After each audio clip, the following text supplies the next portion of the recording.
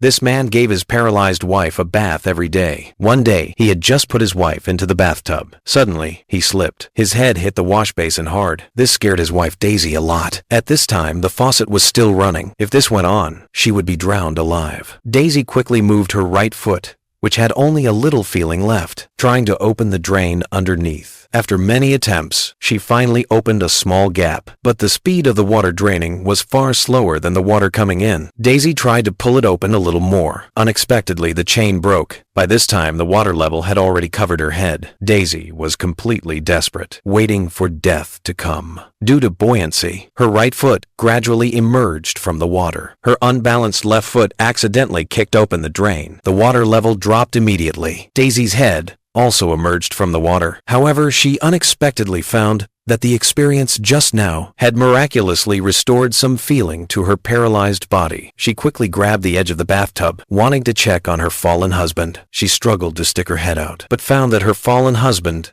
had disappeared, only seeing bloodstains everywhere on the ground. Daisy suspected it was her husband's plot. A few days ago, she accidentally found out that her husband had not only forcibly taken advantage of her female subordinate, but also killed her to cover up his violence. Daisy wanted to call the police, but her husband stuffed a towel into her mouth. Daisy tried her best to break free from the restraint. Now, it seemed, her husband might be trying to create the illusion of drowning. To kill her and silence her, Daisy decided not to wait for death. After 30 minutes of crawling, she finally made it to the bedside. She picked up the phone to call the police, but found that the phone line had also been cut. At this time, a figure flashed outside. Daisy casually picked up a piece of broken glass and walked outside carefully. But the scene in front of her scared her. She didn't understand why her husband was lying downstairs. Daisy walked up carefully, but suddenly found a mobile phone under her husband's body, so she wanted to take out the phone to call the police. At this moment, the husband lying on the ground suddenly moved. Daisy was so scared that she quickly picked up the phone and car keys on the table. Daisy, who ran out,